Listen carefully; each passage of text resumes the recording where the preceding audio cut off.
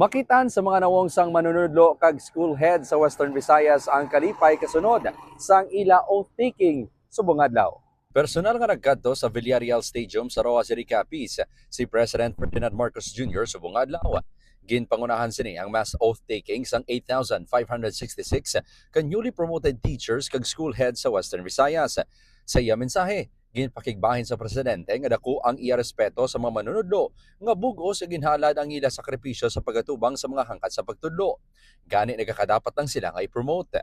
Kadamaan sang na-promote ang halin sa Division of Aklan nga naglabot sa 2,467, Capiz nga may 2,191, Iloilo Province nga may 2,005. Suno sa mga manunudlo, dako nga bulig sa ila ang promotion para sa ila kinahanglanon pinansyal. Paagi man diri, mas mapamaayo nila ang ila pagtudlo. Suno sa DepEd, promoted sa gihapon bisan wala nakatambong sa seremonya bangod sang valid reason. Ang effectivity sang promotion ang base sa date nga nabutang sa ila appointment papers. Nagtambong man sa seremonya si DepEd Secretary Sani Angara kag pila ka local officials. Kabahin ng oath-taking sa Expanded Career Progression Program nga tuyo mapadasig ang career advancements ng teachers. Magluwas sa oath-taking ceremony, ginpangunahan man ni PBBM ang rice distribution sa Go Regime sang Barangay Milibili diri sa gihapon sa Rojas City.